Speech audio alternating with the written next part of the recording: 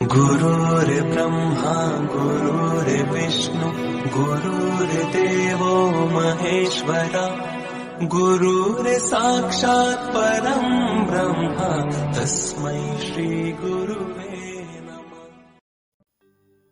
Good morning, નમસ્કાર વિદ્યાર્થી મિત્રો. ડી અંબારડ સંકુલ પરિવારમાં આપ સૌનું સ્વાગત છે.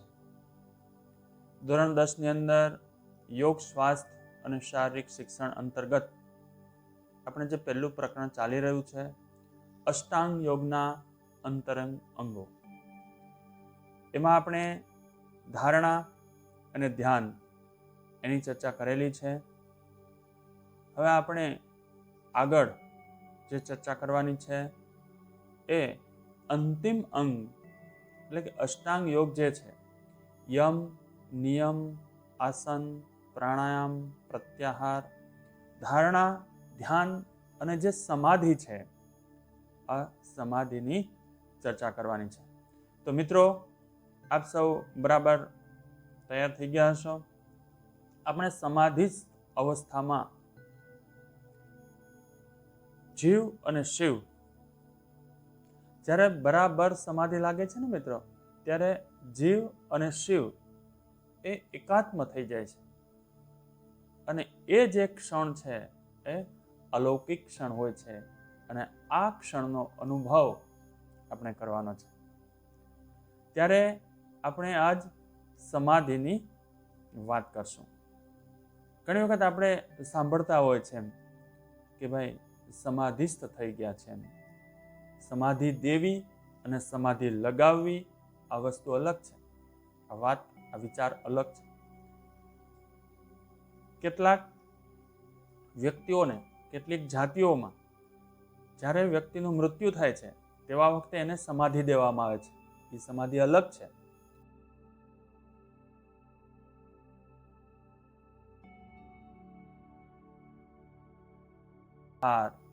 આ કર્યા પછી ધારણા કરવાની છે, ધ્યાન કરવાનું છે અને પછી આપણે સમાધિસ્થ અवस्थाમાં આવવાનું છે.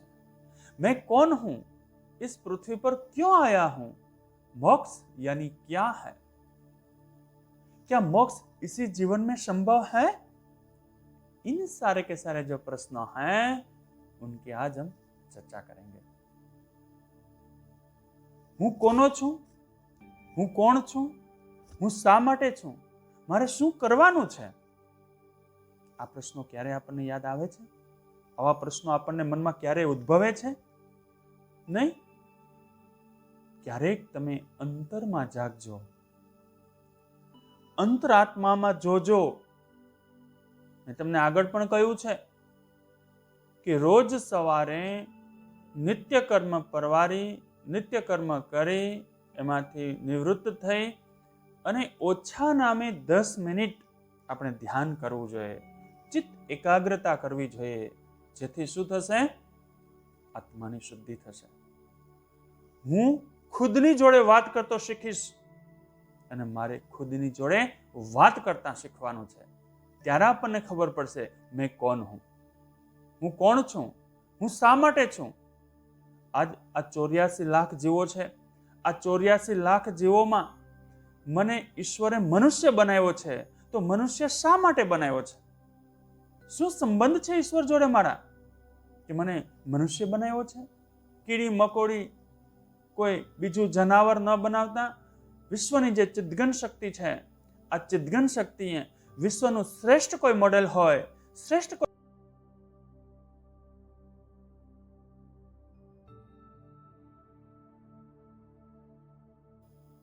मैं कौन हूं, હું કોણ છું,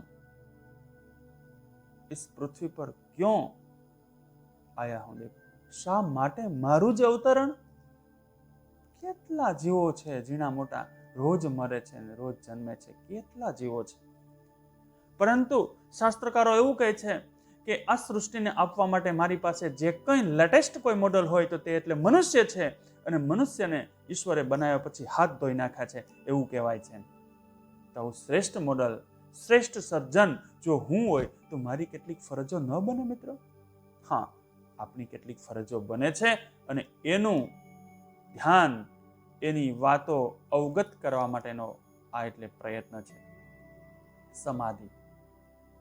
મહર્ષિ પતંજલિના યોગ દર્શનમાં સમાધિ એ અંતિમ 8મું સોપાન છે અને અંતરંગ યોગનું 3જું સોપાન છે.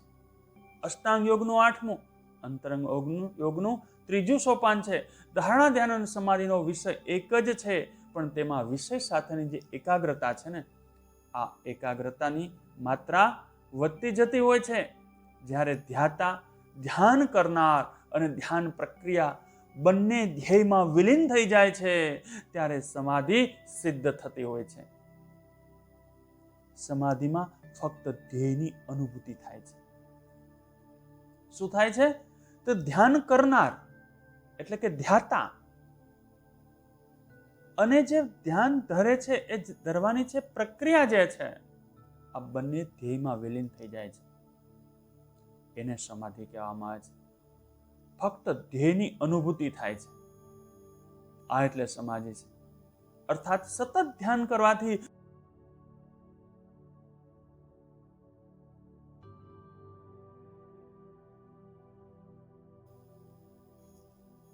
સમાધિની જો કેટલીક વ્યાખ્યાઓ છે. સમાધિ એટલે શું? એમ તો કે મહર્ષિ પતંજલિને કહ્યું છે, તદેવાર્થ માત્ર નિર્ભાસમ સ્વરૂપ શૂન્ય સમાધિ. અર્થાત ધ્યાન જ ધ્યેય માત્ર રૂપે પ્રકાશ પામનારું અને પોતાના સ્વરૂપથી રહિત જેવું થાય છે, તેને સમાધિ કહે છે. ધ્યાન જ ધ્યેય માત્ર રૂપે પ્રકાશ પામનારું અને પોતાના સ્વરૂપથી રહિત, અલગ થઈ જતું હોય છે, એને સમાધિ કહે છે. ધ્યાન ધ્યેય રૂપે બની જાય અને ધ્યાનાકારતા રહિત થઈ જાય છે, આ એટલે સમાધિ. સમાધિમાં બિલકુલ તન અને મન એકરૂપ થઈ જાય છે. ધ્યાનની શ્રેષ્ઠતા અને પરિપક્વ અવસ્થા એટલે જ સમાધિ. ધ્યાનની શ્રેષ્ઠતા અને પરિપક્વ અવસ્થા જે છે ને, આ એટલે સમાધિ છે. મહર્ષિ પતંજલિએ યાજ્ઞવલ્ક્ય પ્રમાણે દેખો,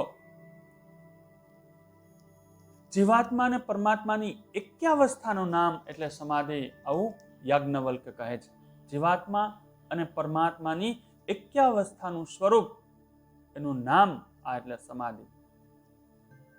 ધ્યાનમાં જ્યારે ફક્ત ધ્યેયનો જ અનુભવ થાય છે અને પોતાના સ્વરૂપનું ભાન શૂન્ય જેવું થઈ જાય છે, આ એટલે સમાધિ. સમાધિ એટલે શું? ધ્યાનમાં જ્યારે ફક્ત ધ્યેયનો જ અનુભવ થાય છે અને પોતાના સ્વરૂપનું ભાન શૂન્ય થઈ જાય, આ એટલે સમાધિ.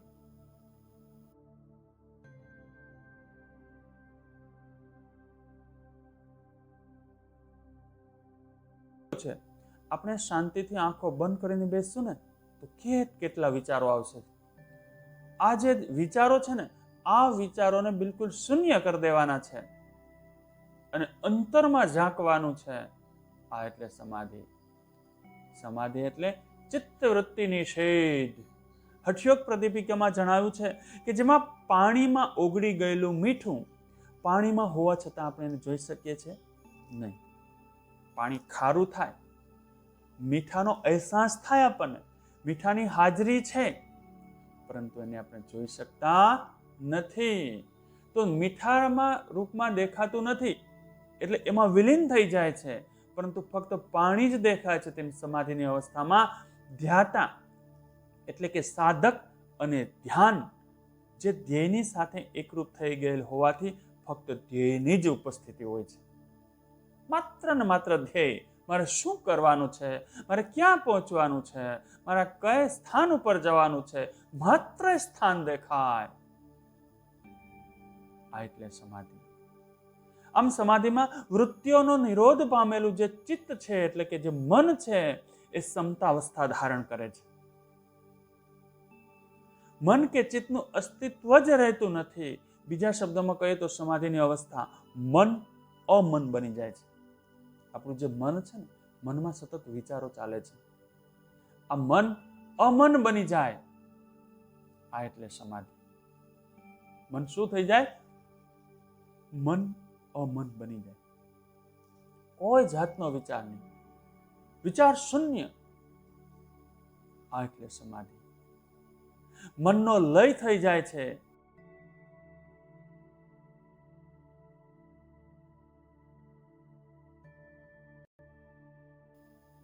બિલકુલ સમાધિસ્થ અવસ્થામાં હોય, પરંતુ એની જે બેઠક છે, જેની જે સ્થિતિ છે, એ જાગ્રત સાથે અજાગ્રત સભાન હોય છે. પરંતુ સમાધિમાં માત્ર ચૈતસિક અસ્તિત્વનો જ ભાવ રહે છે. ચૈતસિક. પ્રાકૃતિક અસ્તિત્વની સભાનતા દૂર થાય છે. યોગી પોતાને માત્ર ચૈતન્ય સ્વરૂપે અનુભવે છે. હું એક ચૈતન્ય છું. બધું જ ભૂલી જાય છે. માત્ર એક ચેતના છે. હું એક ચૈતન્ય છું. એનો જ અસ્તિત્વ, એનું જ ભાન રહે છે, જે આત્માનું શુદ્ધ અને સાચું સ્વરૂપ છે. આત્માનું શુદ્ધ અને સાચું સ્વરૂપ, આ એટલે સમાધિ છે. પ્રાકૃતિક અસ્તિત્વની સભાનતા દૂર થાય છે. યોગી પોતાને માત્ર ચૈતન્ય સ્વરૂપે જ અનુભવે છે. અંતે આત્માનો પરમાત્મામાં અદ્વૈત ભાવ પ્રગટે છે અને યોગી સંપૂર્ણપણે તેમાં વિલીન થઈ જાય છે. અર્થાત તેની મુક્તિ કે મોક્ષ થઈ જાય છે. આ ભાવ પ્રદર્શિત થાય છે. મુક્તિનો ભાવ પ્રદર્શિત થાય છે. મોક્ષનો ભાવ પ્રદર્શિત થાય છે. આ એટલે સમાધિ છે. એક ઈશ્વરનો સાક્ષાત્કાર થાય છે. સમાધિમાં ધ્યેય, ધ્યાતા અને ધ્યાન એકરૂપ બને છે. એટલે કે બ્રહ્મની પ્રત્યક્ષાનુભૂતિ શક્ય બને છે.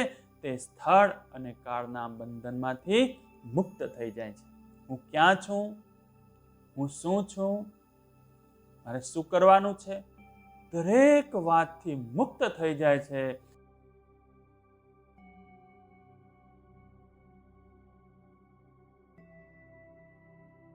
સાક્ષાત્કાર, આ એટલે સમાધિ. હા, મારી બાજુમાં કોણ છે, શું છે, શું કરે છે, કશી જ વાત નહીં. માત્ર ને માત્ર આત્મા અને પરમાત્માનો જે સાક્ષાત્કારનો જે ક્ષણિક અનુભૂતિ છે, આ અનુભૂતિ, આ એટલે સમાધિ છે. ધ્યેય માત્રનું જેમાં સ્ફુરણ હોય તેને સમાધિ કહેવામાં આવે છે. આગળ એવું કહેવાય છે કે ધ્યેય માત્રમાં જેનું સ્ફુરણ હોય, આ એટલે સમાધિ. જો જે હિમાલયની અંદર કૈલાસ પર્વત છે, આ કૈલાસ પર્વતમાળાની જે શૃંખલાઓ છે, આ શૃંખલાઓમાં ભોળેનાથ મહાદેવ ધ્યાન ધર્યું છે. શું કામ?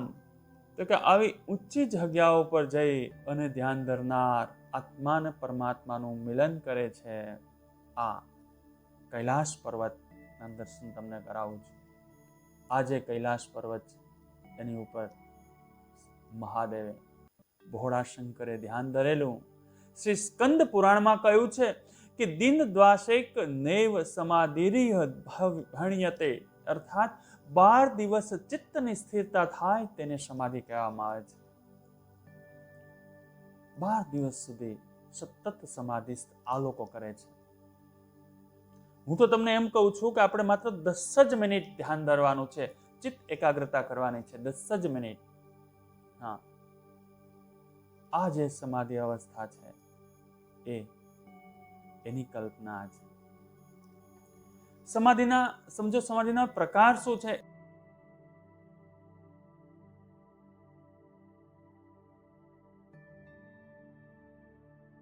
વિકલ્પ સમાધિ જેને કહેવામાં આવે છે, નિર્વિજ સમાધિ કે જે અપ્રજ્ઞાત સમાધિ કે જે નિર્વિકલ્પ સમાધિ છે, અને ત્રીજી છે ધર્મમેઘ સમાધિ. ત્યારે આપણે એની વિગતે ચર્ચા કરશું. તો સબીજ સમાધિ એટલે કે જેને આપણે ધ્યેય વિશેની ઉપસ્થિતિ હોય છે, જેમાં સાધક મનથી પર એટલે કે પ્રજ્ઞા જો છે, બુદ્ધિ જે છે, એની ભૂમિકામાં પ્રવેશ કરે છે. તેથી તેને સંપ્રજ્ઞાત સમાધિ કહેવામાં આવે છે. ત્યારબાદ જે નિર્બીજ સમાધિ છે, એટલે કે અપ્રજ્ઞાત સમાધિ જે છે, ધ્યેય વિશેની ઉપસ્થિતિ વાળી જે સબીજ સમાધિના સતત અભ્યાસથી જ્યારે સાધકને ધ્યેય વસ્તુનું અવલંબન પણ છૂટી જતું હોય છે, ફક્ત પોતાના શુદ્ધ સ્વરૂપનો જ અનુભવ થાય છે, ત્યારે અપ્રજ્ઞાત સમાધિ કે નિર્બીજ સમાધિ પ્રાપ્ત થાય છે એવું કહી શકાય છે. નિર્બીજ સમાધિમાં ચિત્તમાં રહેલા જે સંસ્કારો છે, બીજ પણ નાશ પામે છે. હવે સાધક જન્મ મરણના ફેરાથી મુક્ત થઈ જાય છે. જન્મ અને મરણના ફેરામાંથી મુક્ત થવું આ એટલે નિર્બીજ સમાધિ. અર્થાત સબીજ સમાધિમાં ચિત્તની એકાગ્રતા હોય છે, જ્યારે નિર્બીજ સમાધિમાં તે નિરુદ્ધ અર્થાત ચિત્તની સર્વ વૃત્તિઓ ચેષ્ટા રહિત થઈ જાય છે. આ એટલે નિર્બીજ સમાધિ.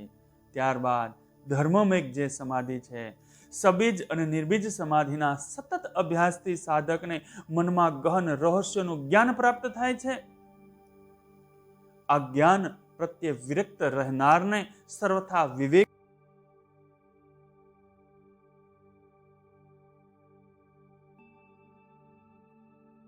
છે અને ધર્મમેઘ સમાધિની પ્રાપ્તિ થતી હોય છે. આ જે છે સમાધિના 3 પ્રકાર, અને આ સમાધિના 3 પ્રકારને આધારે આપણે એની વિગતે ચર્ચા કરેલી છે. ધર્મમેઘ સમાધિ એટલે કે ઉત્કૃષ્ટ સમાધિનો જે પ્રકાર છે, આ એટલે ધર્મમેઘ સમાધિ. ત્યારે આત્મા અને પરમાત્માનું મિલન, હૃદયમાંથી જે ઓમનો નાદ નીકળતો હોય છે અને માત્ર ધ્યેય જ દેખાતું હોય છે અને એમાં બિલકુલ વિલીન થઈ જાય છે, આ એટલે ધર્મમેઘ સમાધિ પ્રાપ્ત થતા સાધકના પંચક્લેશ, અવિદ્ય, અજ્ઞાન, અસ્મિતા, અહંકાર, રાગ, દ્વેષ આ બધું દૂર થતું હોય છે. અભિનિવિશેષ જીવવાની પ્રબળ ઈચ્છા જે છે એ નાશ પામે છે. આ જે સમાધિ આ સ્તર ઉપર પહોંચે તે વખતની વાત છે. તેમજ કર્મો બીજ સહિત નાશ પામે છે. ધર્મમેઘ સમાધિ પ્રાપ્ત થતાં જ ક્લેશ અને કર્મની નિવૃત્તિ થાય છે. એટલે જ કહ્યું છે કે યોગ સાધનાનું પરમ લક્ષ્ય ચિત્તવૃત્તિ નિરોધ. સમાધિ એટલે શું? આત્મા અને પરમાત્મા, જીવ અને શિવનું મિલન. યોગ સાધનાનું પરમ જે લક્ષ્ય છે, આ પરમ લક્ષ્ય એટલે ચિત્તવૃત્તિ નિરોધ.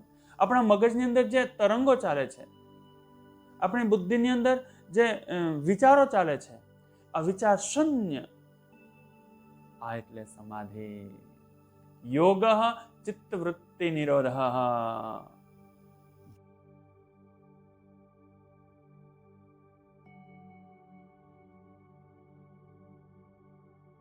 આસન, પ્રાણાયામ, પ્રત્યાહાર આ બાહ્ય અંગો આપ્યા છે, બાહ્ય સોપાનો આપ્યા છે. એ સોપાનોને સર કરી અને આપણે અંતરંગ યોગ તરફ આપણે જઈએ છીએ. અને અંતરંગ યોગ તરફ જતા જતા ધારણા, ધ્યાન અને સમાધિ આની અવસ્થા આપી છે. અને આ સમાધિસ્થ બન્યા પછી આપણે બિલકુલ શુદ્ધ થઈ જઈએ છીએ. આપણું મન અને મસ્તિષ્ક શુદ્ધ થઈ જતા હોય છે. આત્મા અને પરમાત્માનો સાક્ષાત્કાર થતો હોય છે. આ પ્રક્રિયા આપણને જોવા મળે છે. તો અહીં આપણે આ પ્રથમ પ્રકરણ જે છે એ અષ્ટાંગ યોગના અંતરંગ અંગો એની આપણે વાત કરી છે. હવે આવી જ રીતના પ્રકરણ પૂરું થાય ત્યારે જે વિકલ્પો છે, અને તમારે પરીક્ષામાં પણ આવી રીતના વિકલ્પો જ આવશે, તો આના જે વિકલ્પો છે એ પણ આપણે તૈયારી એની પણ થોડી ચર્ચા કરશું. આપ પણ એની તૈયારી કરશો. અંતરંગ યોગનો સંબંધ કોની સાથે હોય છે? જુઓ તો અંતરંગ યોગનો સંબંધ અંતઃકરણની સાથે હોય છે. અંતરંગ યોગની શરૂઆત કયા અંગથી થાય છે? હવે તમને ખબર પડી ગઈ હશે. અંતરંગ યોગની શરૂઆત જે પાછળના 3 અંગો છે, ધારણા, ધ્યાન અને સમાધિ, તો ધારણાથી થતી હોય છે. અંતરંગ યોગનું પ્રથમ અંગ કયું છે? તો કે પૂર્વાર્ધ અંગ છે 5, પાછળના 3 અંગો છે અંતરંગ અંગો, એમાંથી ધારણા છે એ પ્રથમ અંગ છે. ધ્યાન અંતરંગ યોગનું કેટલામું અંગ છે મિત્રો? હવે તમને ખબર પડશે, તમે કહી શકશો કેટલામું અંગ છે? ધ્યાન ધારણા પછી ધ્યાન આવે તો એ કેટલામું થાય? અંતરંગ યોગનું બીજું થશે. અષ્ટાંગ યોગનું અંતિમ અંગ કયું છે? તો એ સ્પષ્ટ તમને થઈ ચૂક્યું હશે કે અષ્ટાંગ યોગનું અંતિમ અંગ સમાધિ છે.